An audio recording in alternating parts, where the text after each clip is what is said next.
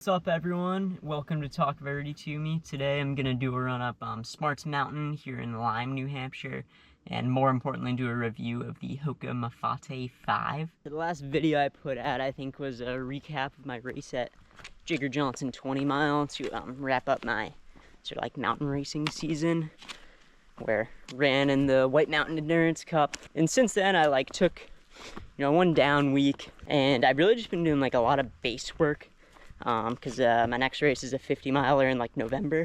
So I decided like this period I'll kind of treat it as like almost like how I do ski touring in the winter, but just like do a lot of hiking, do a lot of flat running, build a base and like get healthy, because I have been struggling with like plantar fasciitis and issues with my knees as well, or one knee. And I also have my wedding next week, and I have that whole week off the week before, so I'm kind of doing like one big day in the Prezi, planning to do like an out and back route, probably like 28 miles and 10,000 feet. So I kind of view myself as like training for that right now. So right now I got the poles out, and I'm also doing like a bit of a muscular endurance day where I have a bunch of water in the back of my pack. So in total I have like 4 liters of water on me right now, to add some weight. Once I get to the top of the climb, which is like 2,200 feet, I'll dump out all the water and run down.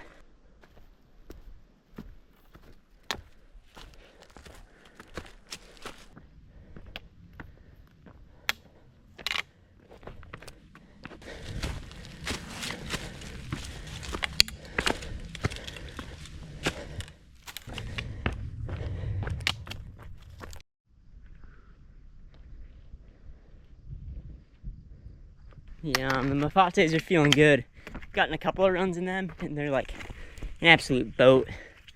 Like giant stack, but good grip. Yeah, just I can't feel anything below my feet. Oh, I just saw a mom and 2 cubs, black bears. I don't know if I should keep going or not. Wow, they're just like right on the trail. Yeah, I think I'll be good. Hey, bear! They ran away, so I think we should be good. Yeah, if it was just the mom, I wouldn't be scared, but with the cubs, should be a little bit careful. I think I should be good. That's like the closest I've been, I think. I don't know if I got them as they were running away. Tried to pull out the GoPro. But they totally just like paused and looked at me. It's kind of funny. That's where I'm going to, the little tower up there.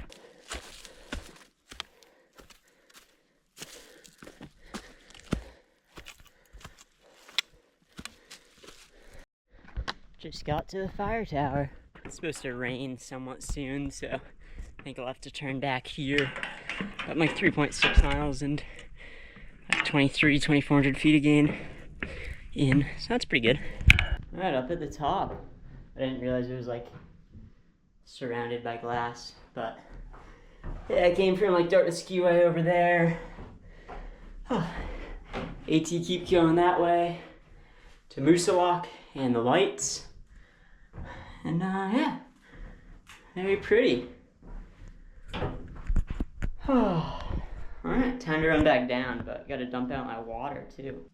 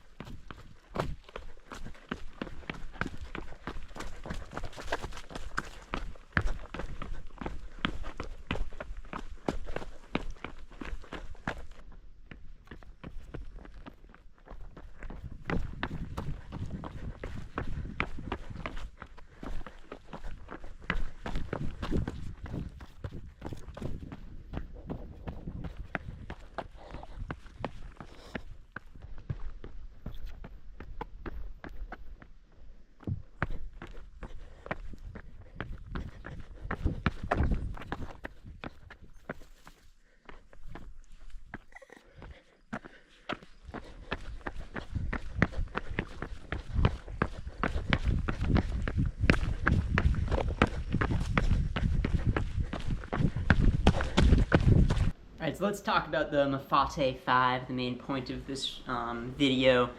To be totally transparent, I only have like 15 miles in this shoe so far from like 2 runs basically. But those 15 miles are with 5,000 feet of vertical gain and close to 5 hours time on feet. So, you know, take with this what you will, a bit of a first impressions sort of video. But I think I said on the run, this shoe feels like an absolute boat. One of my roommate in college had like a old like Land Rover from 2004 or something that was like very big, and I would always say it feels like a boat, and this shoe reminds me of that Land Rover. Won't get that comparison in many other running shoe reviews.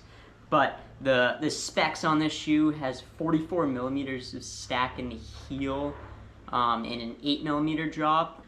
The foam is a supercritical EVA. That's sort of like a dual density, so this black one is softer, I think, and it's not really a huge difference when I really feel them. But the heel is very soft feeling, but it's not like squishy really.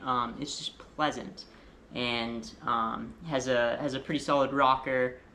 It does have a plastic plate in the forefoot, like supposed to, it's rocker integrity technology or something. It's supposed to like keep the rocker after a lot of miles. I don't really care about that, but maybe serves as a little bit of a rock plate in the forefoot too, so that could be good, although with this much stack you don't really need a rock plate.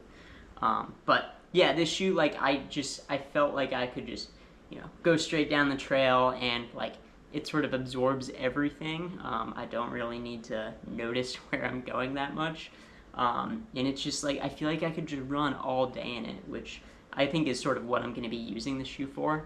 I'm going to be doing like a really long, probably 9-hour day in the Presidential Mountains in New Hampshire next week, and I'm totally going to bring this shoe. It's what I'm going to use, and I feel like it'll just like, you know, let me go for a long time and not feel wrecked. And I also want to say that for a shoe that has this much stack height, it felt shockingly stable. I wasn't worried about like footing and rolling an ankle really at all. I think because it's like a very wide shoe, it's like as wide as my head, and that just like it prevents, you know, I'm not like teeter-tottering nearly as much as some higher stack shoes are, and so for very technical terrain, I think this shoe will be fine as long as you're not trying to fly down the trail. This is sort of like more at that like all day, you know, 50-mile plus sort of pace. And yeah, I really enjoy it for that. I guess some quick comparisons. I think what the shoes I've run in that I would compare this closest to would be the Topo Mountain Racer 3, also like a relatively high stack, like all day type of shoe. And I would say that, you know, while the foam on this shoe is protective, it does feel kind of dead. If I have to hit any paved sections in this shoe, I'm bummed out. It's not fun. Versus like hitting paved sections in this shoe, I've only done like a mile of pavement in it, but it felt fine. Like it didn't really feel bad at all. I think it's because of that supercritical EVA foam.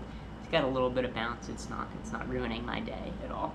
It's sort of like similar with the normal Tomier. This is the one where, you know, very protective shoe, great outsole. Again, this has a Vibram Mega Grip outsole. That's phenomenal. I think it is the best in the game. But, you know, the midsole on this shoe is so dead that, again, like, if I'm hitting road in this shoe, I'm bummed out. And then another shoe that, like, I think I've been saying I love for a long time, the Adidas Agravic Speed, which has been sort of my go-to trail shoe for a while, is, you know, very... I don't know, it has similar terrain use cases where I can take them on technical terrain, but also on more runnable stuff. They're fine, and they both have like very fun foams to run in, but this one has what feels like twice as much stack, not really, but it feels like that, versus this has become, you know, it's a very minimal-ish shoe. I mean, traditionally not a minimal shoe, but what now feels like a minimal shoe, and like right now I'm dealing with some plantar issues, and the day after I run in this shoe, it's really sore in the morning. The day after I run this shoe, I'm feeling fine. And then my last comparison, quick, will be the La Sportiva Prodigio Pro, which has been now my favorite trail shoe ever. It's so nice. Every part of the shoe is phenomenal. And I'd say like much bouncier, much lighter than the Hoka Mafate. The Hoka Mafate 5 is decently heavy, although not a deal breaker, I don't think, weight-wise.